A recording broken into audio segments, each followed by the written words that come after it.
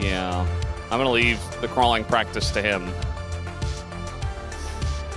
As we are back in the lobby, we are restarting the draft. So as a reminder, we had Victor picked up for Faker, and then we had the Jhin, which normally doesn't get prio'd this highly, but it is very likely that T1 would have picked it up on the rotation afterwards. We have seen a lot of teams just go for very straight up topside into bot lane drafts, but T1 clearly wants to play around the Jhin, or at least that's the read that HANWHA has. The Wait, Jace. it's different order! Okay, so D1 Victor was the point where everything was intact. Okay. So apparently the Jhin was not meant to be chosen. So we have a different draft here. So this is a lot more according to expectations, right? Because the Kalista is a champion that Vipers look exceptional on. And it also works well together with the Xin Zhao. We'll see what T1 picks up here. So Jace is open. We have good reason to believe that if it doesn't get picked here, a pick for Zeus of it is likely. And then, especially if you don't pick it here, so you're picking for lane dominance, which makes sense. This also denies the Renata. We have seen players just be like, I don't care, and still pick Renata into it. But I gotta say, when there's already a Victor on the enemy team, maybe let the Renata go. But that's not gonna get the game. If this was you know, an RE or something of the sorts, I think it makes a lot of sense.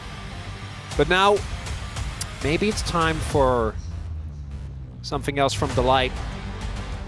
Because you can also go for a top lane picker. Again, you can secure that Jace. As I mentioned, or you can just play a Kali. I mentioned it earlier. Yeah. Now that we've seen more, I think you have a better chance of getting away with it. This is a little bit less intense. And there is already a great ultimate with the Nico as well for you to pick away. Because the Akali, I think, really forces you to fully commit to the dive, whereas Sylas is a little bit more modular depending on the ults he can steal, depending on what position you can get him on for side lane. It does mean that there's an opportunity for T1 to ban out rough matchups for the Nico, but it does feel like Nico is one of those picks that's really hard to reliably shut down. So we'll see what T1 wants to go for. As yeah, they do have Poppy and Xin Zhao, and Owner hasn't picked yet. Like maybe, what's next, like a Nocturne or Wukong?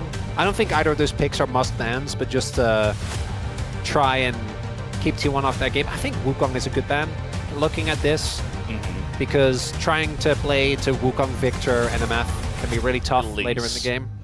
Still with the Elise ban. Trying to target stuff that can go with the Kalista that can actually have a decent lane. Seems like they really want to lock down Prio here for Guma and Keria.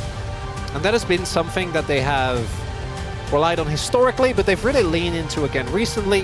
Now that Guma and Keria are both back in form. That bar performance from Keria last week was kind of insane. The Jace is getting picked on 4 here. Although I still wouldn't hate if they just leave counterpick for Zeus and just pick a support and then just take away the sign just to block a good blind pick for Doran. It's a good blind pick. It's frontline for already 3 squishy champions. I think it's just a good ban in general. And you can hold on to it right now. Yeah. I mean, even Zeus played it. He was like, no, Sion's good. I just want to play it. Even though he's kind of the guy that always wants to play the flashy stuff. We are going to have Rel bans. So no Kalista Rel, which would have been very nice, like hard engage. Alistair, maybe? Yeah. Nautilus? Either you're blinding the Jace or like a Nidalee for Zeus, or you're just picking a solid support. So, yeah, benefit of Leona is obviously she's a really reliable way to shut down the MF ult in case she's in a position where you can't get to her. And yeah, I love keeping counterpick for Zeus, right? This is the whole reason, and for me, the heart of this matchup is between Zeus with the counterpick and Doran on what I assume will be a very safe and stable top laner as possible. Like Ornn or something? Well, you can even something like the Jax, right? Like, you obviously can try and... Yorick also fulfills that same niche, right? Like, that makes sense to me as well. And Pav, I can't believe we didn't talk about him, but is obviously still very high prio, should be solid here. Does mean that Zeka gets another good ulti, a bit more limited, but it does allow you to side lane a lot more aggressively. Jax. And there is the Jax from Zeus. That is kind of a double up because it's both one of Doran's best picks, particularly when Doran has been on form. I think his Jax has been where he's showed some of his best team. Still a decent team fighting with his comp, but I don't know if it quite compares to what HANWHA Life, particularly in the skirmishes. And I think Owner, as always, is going to have to be the glue. If he has a good game and he is able to shut down that bot lane early, could be huge. Well, we'll see if he's got it in the tank for game number 1, as HANWHA Life come with a very aggressive draft here in this first game. Let's hop into the Rift for game 1.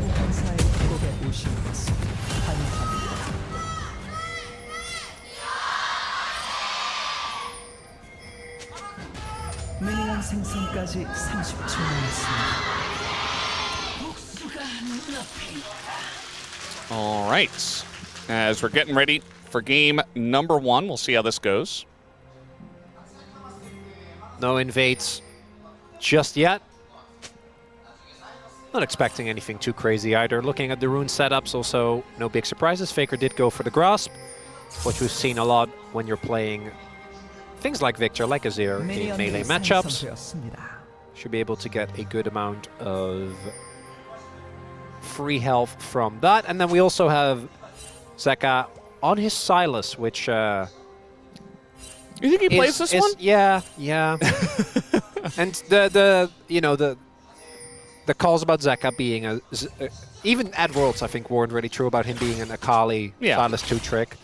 But he definitely was the best at those champions, and then there was a reasonable drop-off, and there were things like Azir, and then there was a large drop-off. That's no longer really true, but we have still seen him have absolutely mind-boggling performances on this champion. And for Faker, I think together with Azir has been the champion that he's been most consistent with. I think Faker has had a couple of good weeks left and right, but as a whole, I don't think this has been his best spring season. If we look back even to last year, his spring was insane. And I think during MSI, we're starting to kind of see some issues creep in, but that inconsistency, I think, has been something that T1 have kind of been dealing with, which is why they're currently in third, not in second. Early game, though, obviously the Sylas not going to have the most fun time.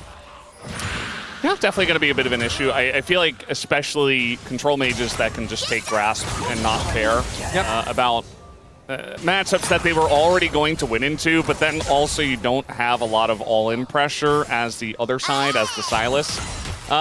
It's not a great field to go into that, so Faker's going to have a good time. As Guma, the only person to win on this patch with MF. Does this make you feel good or bad? I never know, because it's like, yes, you are the guy that won, but also MF is clearly just not, not having the best of time. Think about some of the MF games that we have seen, because remember game 1 of DNF versus BK. Berserker was playing MF Gragas into Kai'Sa Alistar, and they lost the lane. So, some of them you really have to take with a grain of salt. Like, that loss is not because MF is bad on this patch, it's because DNF are struggling. Zeka, as he often does, just playing. He might get the kill here. Very, very close. Faker not respecting it. He's going to sidestep and flash away.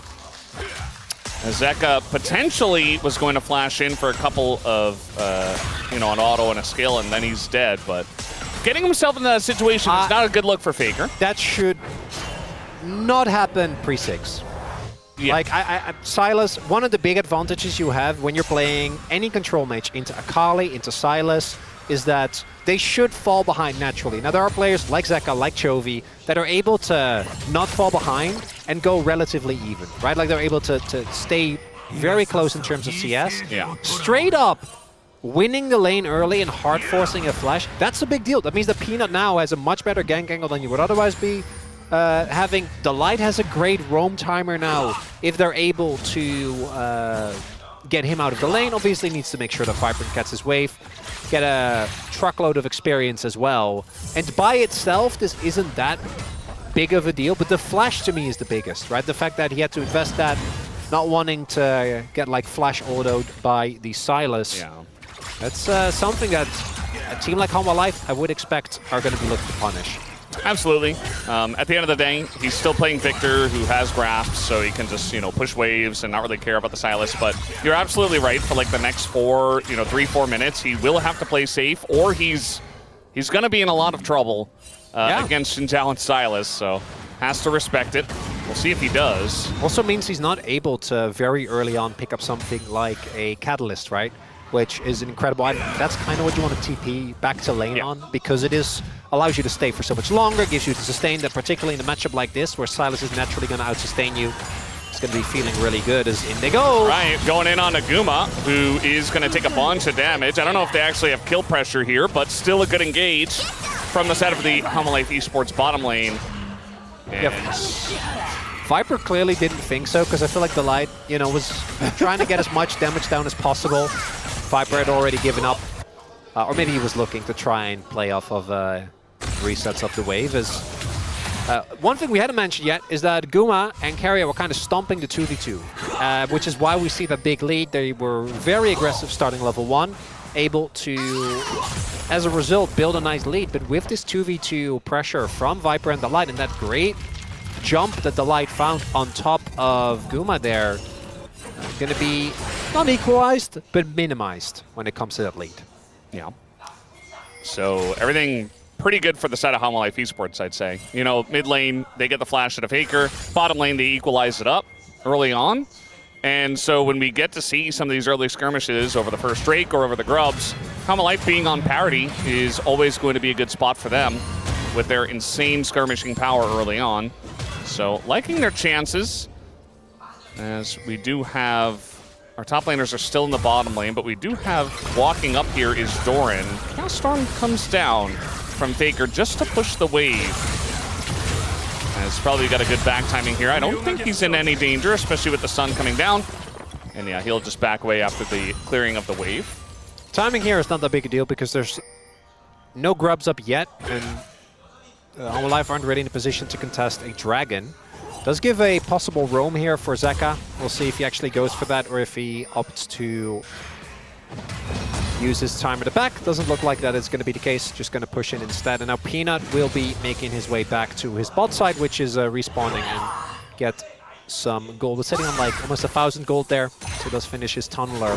And this early game is really just about the setup, and it's the explosive nature of the HANWHA Life early skirmishing I'm going to be looking towards, where they are going to be the ones trying to call the shot, right? For T1, the big potential is there as well, but I do think you want to try and play a little bit more conservative because your poke is actually pretty good. With the Nico, you can kind of fish, see if you can get a root. Faker can obviously just keep firing lasers. Whereas for HANWHA Life, they're a melee comp. Kalista is, you know, not technically melee, but we all know it. Yeah. I mean, she's gonna put her face into the fights regardless. Zeus having a pretty rough time in this one, but he's keeping up in farm, which is really the important part. He's actually ahead on farm once he clears out this wave. So yeah, he's gonna get harassed down, but at the same time, he is doing a good job of just clearing out the waves and staying ahead a little bit on the gold. About 150, but still feels good as he still has his TP available. Take it back to the lane if need be. No big action just yet. Truly a game one, where both teams are It's just all like brewing. Yeah, they're kind of getting a feel. They're like, what? How is Side-eyeing each Yeah, other. how are we feeling today? Are we gonna fight? I know we should. Today? Peanut tries to take Dragon. Faker says no. Yeah. Good luck. Go over there, stop that. As now we got the engaged Pantheon coming on up. Owner is here. Viper in a lot of trouble. Down he goes. First blood goes over to Guma, and now the bullet time as well. As, well, Carrier dies to the turret. So actually it is traded back, but the kill goes to Delight, and a wave is missed by Viper. Still a good play for T1. Big win for T1. Able to get both of Viper sums. Get the kill over to Guma. Did he miss a cannon? Or? No, he got the maiden. Oh, he got the maiden, yeah. I'm like, Veldus only makes those noises generally if cannons are missed. Yeah, it's basically the same. So it starts off with, I think, Viper and the like kind of looking, but then Carrier has an earlier level 6 timer. That's what sets up the play. Knock up comes through, and then Owner can obviously follow up. The fact that Carrier does end up going down is a little unfortunate, but even with him going down, that's a big win for T1. More gold into Guma. The only thing that worries me a little bit is that gold onto an MF is good, but you are playing MF into a lot of champions that I don't think she deals well with, right? Like, we're going to get to a point where the damage just isn't enough to get through Jax, with Counter-Strike, to get through Zeka with a fully stacked Rod. and it will be really hard to actually get value out of it. Right now, though, I think T1 going to be feeling good about the fact that this Kalista is put on the back foot very early. Yeah, and you could use your MF early to be a big threat for team fights, get your Victor scaled up, get your Yorick scaled up, and utilize it. And, you know, even if Guma doesn't do a huge amount of damage, we've seen Kalistas get behind and then not do too much either, depending on the fight, of course. The opposite is also true. You were pointing at T1 picking up all 3 grubs. Of that top play, I assume. Owner just running, and the eventual trade will be a dragon picked up for HANWHA Life. Early Infernal Drake, always nice, but not that crazy. Until they can stack 2, and oh my, if you get another Chemtech Valdez. It's gonna happen. We've had too many. We've had so many. We've had way too many. One thing I really like for Doran on the Yorick is that even when Zeus tries to all-in him, like we saw, Zeus is like, okay, give me the Jax. But even with the Jax at this point in the game, there's just not going to be a lot of volatility. And I think that Doran likes that because he's a player that sometimes gets caught out in weird spots or sometimes makes big plays happen with solo kills. I feel like this just evens out the playing field, makes it very straightforward, and you don't have any crazy moments where either side happens. And so you kind of neutralize yourself a little bit, but also you neutralize Zeus for now, as Zeus elects to drop a wave. That's He's got Viper coming up. T1 is really running the map here. That's 2 full waves. Like, the top casters are going to be picked up, but the bot wave is just fully gone. Zeus is just not going to be able to pick that one up. That's a wave that they're going to be missing out on, and look at that. Now we see Doran has his Triforce finished. Zeus is not. TP is nowhere near. And if you are any it doesn't matter which champion you are. If you're playing into Triforce and you don't have Yorick and your opponent does, you don't really get to play the video game. Zeka, long chains, but the all-seeing eye of T1 owner still at the ready as... It's just Victor with grasping patterns. Like, he's just never dying. Also, Zeka got blocked there by a grub. There's like a time... I saw that. I wouldn't have hit. I think it would have hit the wave instead, but it did look funny. A little grubby getting in the way. T1 actually building up nicely towards their early lead. Yeah. As there's Jonah strong zoom. Yeah. You don't want to miss those cannons. They are a lot of money. It's really a big problem that Jonah Strong has too many things that he's known for, because otherwise you could just call that the Jonah Strong.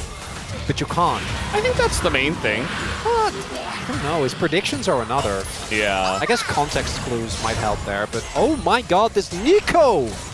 Yeah. You know, you mentioned Carrier's Bard last series out, looked insane. Yes, it was against DNF, but individually he was, you know, carrying on support and looking fantastic mechanically. So it feels like he's really on his game now. A lot of our top players, I feel like, had really rough beginning of the series, or rather beginning of the seasons, for all the players, but everybody's really coming online here towards the road to MSI, which you do love to see, including Carrier. Bit of damage here on Zeus, who is Jax, but yeah, stun comes in, 1Q, and he's dead. Owner just easy dive, and now you've got a whole turret worth of plates given over to Doran. T1 getting massive leads here in this early game. Yeah, they're kind of obliterating them. It's 13.5 minutes, and they're about to be up 3k gold. It's all lane. That's it. It's literally just laning pressure. Yep. Every single lane is winning, even with Zeka getting the early flash out of Faker, wasn't punished whatsoever. Yep. And there are waves just being shoved into turrets. There are plates being picked up across the board. So many like, plates. look at this! This is way too many plates. And we knew that T1, with this draft, were going to win the early game. But HANWHA Life, like, evened it out early, but then they have just fallen off a cliff since. HANWHA Life have some of the best team fighting and skirmishing that we have in the LCK. But there are limits to how much you can kind of catch up with just being good at something when you're facing T1. Yeah. And it's not like their comp is bad early either. There's still Pantheon, there is the Nico and the MF, which the team fight power of those, if they can get their combo off, is big.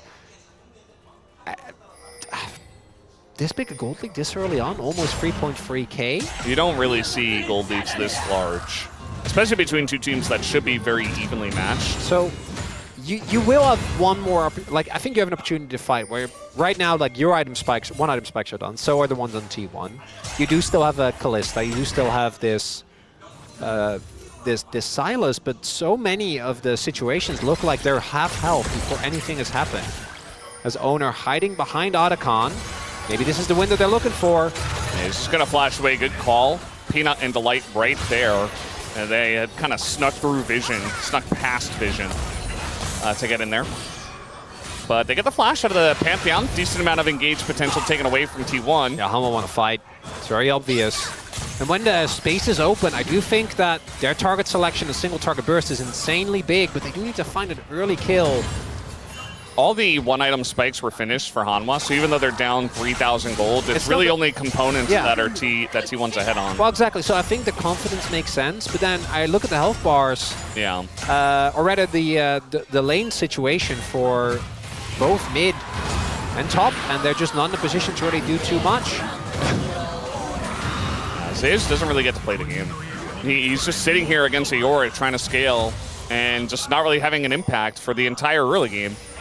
This is not what Zeus is comfortable with. No, and will life really look quite muted here in the early game in T1 on their end. High marks. Everyone looking to be playing very, very well. Laning pressure is there. Cole's cashed out for Guma to really add to that gold lead. All right, Doran trying to play for this turret. Might be fighting him. All right, he's going towards the other enemies. He's buying a lot of time. The turret goes down. Owner tries to come in and save him, but Doran gets knocked up, and there you go. First kill, but now Nico, the massive ult over the top. And Guma's right there, but the damage doesn't go in. As now we got the engage coming in on Guma. He has to cleanse. He flashes, but he's not getting out of this one. HANWHA Life making something of this team fight. As Faker on the backside, Carrier here alone as well. Triple kill for Viper, who has been totally untouched in this fight, picks up 3. Well, there's that team fighting, fellas. And we said, yes, there's a gold lead, but the item spikes are really not that different. And I think we see it right there. What a back and forth. And that combo looked disgusting from Carrier and Guma so much. But this is the second time I've seen this today, by the way. One of the people in that combo was a Xin Zhao, who is not taking damage. So take another look. The timing window here, attempt to punish Doran for taking this turret. Zeka has the stone node, but a lot actually goes wide. Zeka doesn't need the change, which allows Owner to show up. Then Peanut goes back in for the re-engage. But I want you to look right here. So yes, Zeus goes down, but that really is all that they got. That's 2 ultimates invested. And then Viper in all of this goes unchecked. So he gets to stack up spears.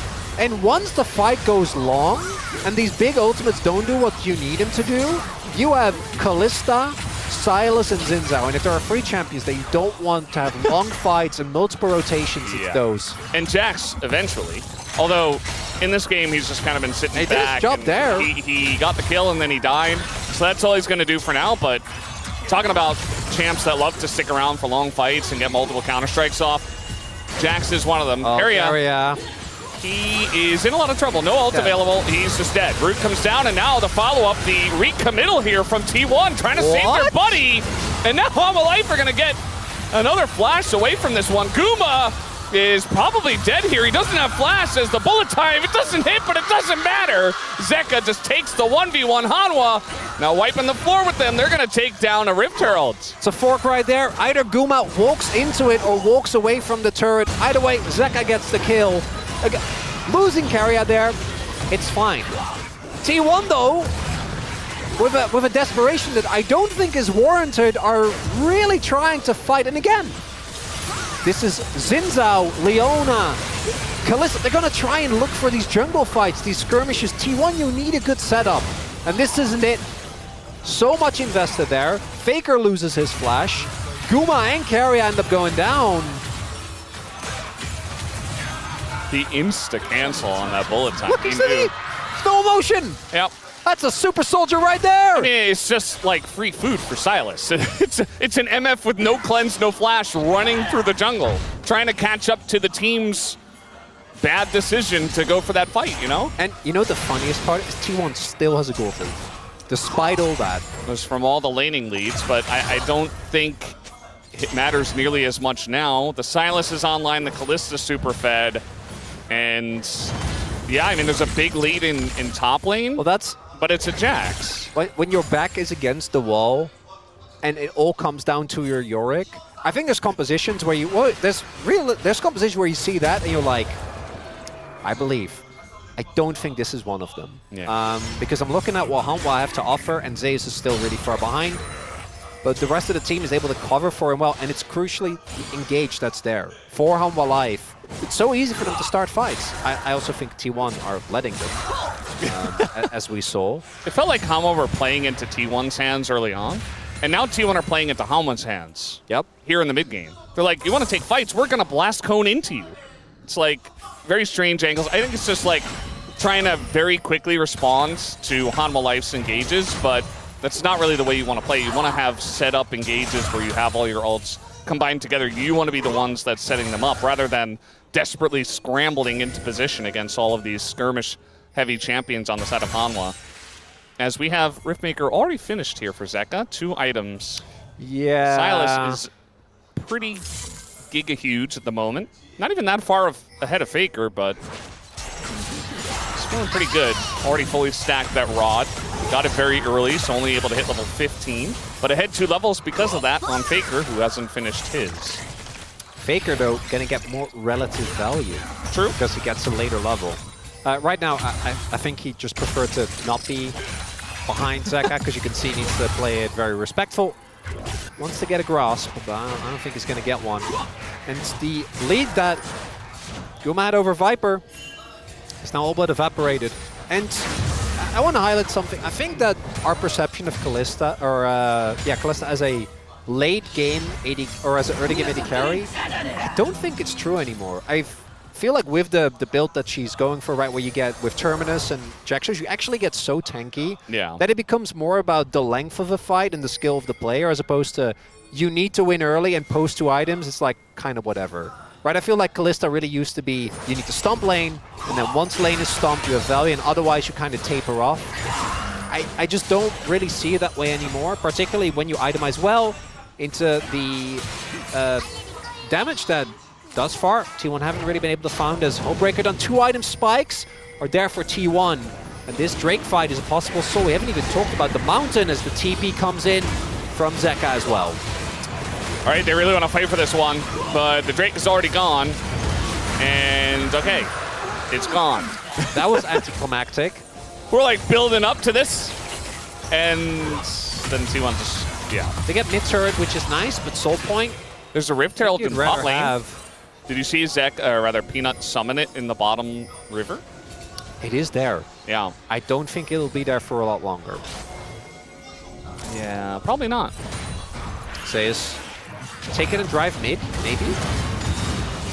Okay, okay. Oh, you heard me. You're onto something. Well, there are like 5 wouldn't T1 do that. players, so maybe just leave. Yeah, he's just leaving. That's better. Unless... He's rotating. Yeah. Whoop. Back to bot lane for you. Yeah, back to the wave. Turret in top lane. That's all Zeus, by the way. He drew attention. Yeah. He drove attention. So still... Get it? Because he drove Because he drove the... Yeah, yeah, that was my... But you said he drew. Yeah, I know. But I felt it was implied because of the driving. He drove viewership to the... What's T1 HANWHA? I don't think they need help with the viewership, Valdez. Probably not. I think they're fine when it comes to that. Still a very even game. It is. I think that HANWHA's comp actually will very much enjoy the Ocean Soul. Yeah, no, that's because they already will have so much tankiness. And I think eventually we're going to obviously reach a point where Guma and Faker are going to have a pretty decent amount of being able to... But like even then, even with Deathcap and Void Staff, if they get Ocean Soul and like Silas ever gets to hit anyone... Yeah. Good luck. It's an issue. He's not dying easily. Some context for the graphic we just showed. Faker is on 9 stacks of his rod, so he's about to hit level 16. I think we're not having a lot of action now. We wanted to show something, but that's really the situation. Flash. Yeah, I think he just doesn't do it now. There's just way too much rotation over here. 4 people kind of angling down there, so it's still a win for HANWHA to take him down. There's no objective up here except the Otacon, but they're not quick enough to start that one up. Don't want to risk it. Zeus still has his TP available. Good call by Doran. I think he was contemplating it, but he would have flashed into Delight. So there's just no world where he ever gets out. So oversteps his bounds, and I'm pretty sure that kill also went to Zeus.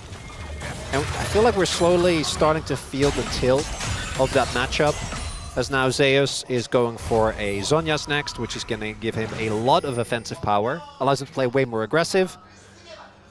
Yep. And by tilt, you mean it's tilting towards the Jax as he gets more fit. I'm not saying... Not that one of the players is getting I'm not tilted. saying that either player is tilted. I just think our gamers might, you know, misinterpret that. Well, it's They hear the word tilt and they're like, oh, who's tilted? No, it's, I would say it's skew, but I feel like tilt is more accessible. Yeah. Who says it's skew?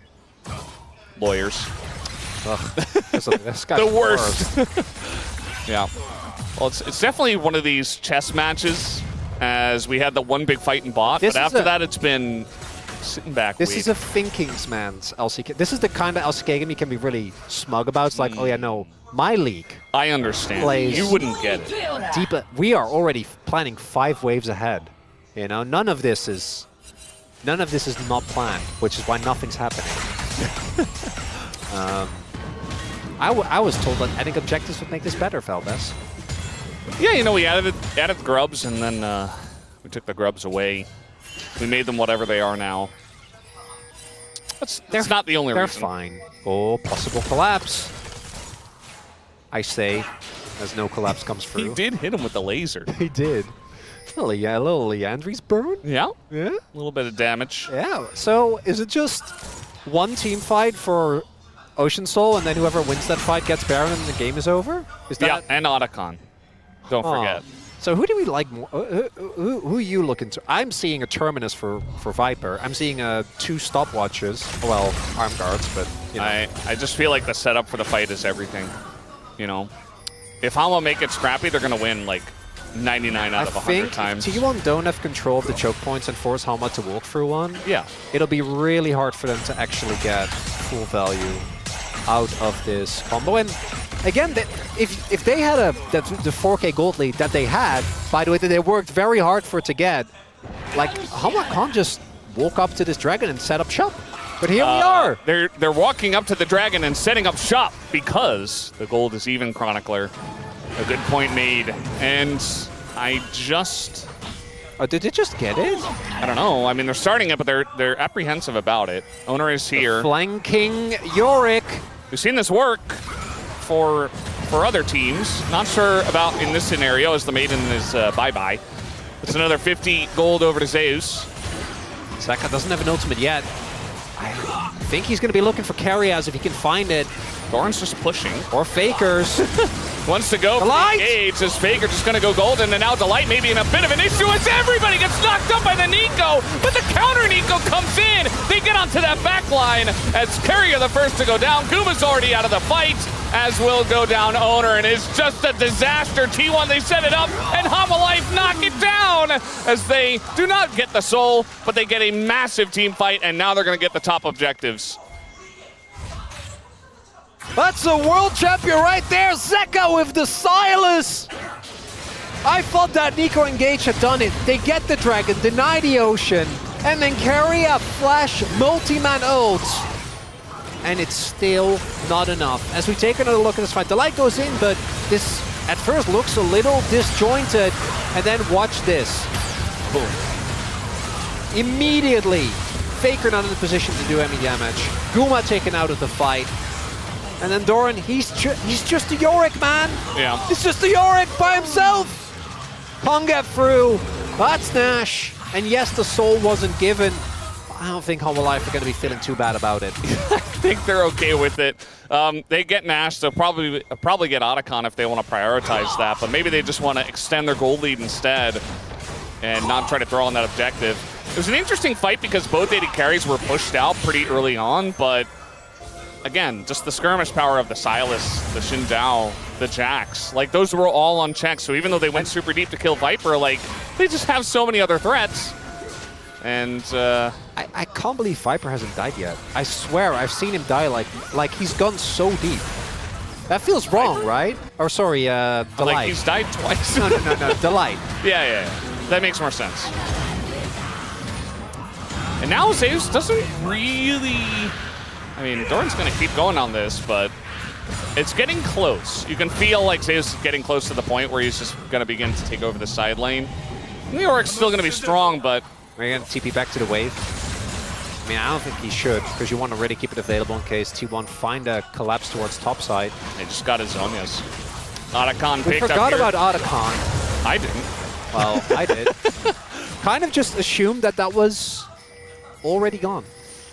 It's just they use this Baron to take Otacon, and now they still have 1:30 left on the Baron, so they can just push top and mid carefully. It is not a game-breaking Baron, though, nor is the team fight. I think T1 from this position obviously are going to be in a really rough spot.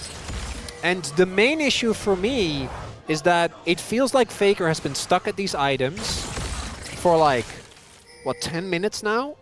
I swear, he got his Rod of Ages and his Leandri's really fast. Yeah. And as I mentioned, I think for them to actually chew through all these health bars on HANWHA Live, because these are some beefy targets. Literally no one is squishy. Like, there's no easy damage that you can find. Yeah. I think you really need Void Staff. You really need Death Cap. You need some actual damage to chew through these people. Guma, for example, because of the Executioner. Or not an MF. Will help a little. Well, that also obviously is part of the problem. Yeah, and then Owner tried his best in the early game, 100% kill participation, but at this point, you are Pantheon. All right, they're going to try for something here, but Carrier doesn't find the angle, and Fate's Call comes through. It's kind of a broken engage from T1, and there's still 30 seconds of Baron. So they have this wave. They take down the turret anyway, and that's some tools taken away from the T1 side. Zeus not yet in a position where he can threaten a kill. In fact, he is getting pushed off of the wave, so not really getting value out of the side push of the Jax. And we're following Guma here. Looks like he got a Dirk, but nothing big at this point. Jack Show's approaching. The gold lead for Zaka just keeps getting bigger. Peanut, he's just sacrificing his camp. And I'm happy to see awake Peanut again. I feel like he was gone for a decent amount of time. He's playing. He was on vacation. Yeah. He was hanging out. HANWHA Live does do that. But, you know, that's one of those things that you can say, and either it can be cope if they then lock in the next series, or they just lose and you're like, okay, yeah, no, there's an issue. Everything we said on the POG stage is coming true. Yep. If HANWHA Life lock in, if Peanut's on his game, they should take it. Peanut is running into 4 people, and the ult here from Carrier only hits the Xinjiao, who does not care. Peanut doesn't care, even if he dies, as now they get to the backline, and Kuma's ult does absolutely nothing, just dies immediately. Baker's got a good angle under the turret, but he doesn't have any teammates, as they're dying the turret. They're just tanking the turret, and everybody seems to have his on as everybody's going golden, and Baker just doesn't do any damage. He is dead. HANWHA Life stomp the fight, and maybe they take the game right here. That's a red side win as well. 처치했습니다. It's HANWHA Life. Yes, they fell behind, but those team fights, man, they are just something else. The early skirmishes, we saw the signs, and HANWHA will be able to end this game. Carrier's trying to clear the wave as best as he can, but nah, there's just no chance. Not having enough pull. They turn and take the kill first, and then they will kill the enemy Nexus. HANWHA Life, very nicely played game. They got down 4,000 gold in the laning phase.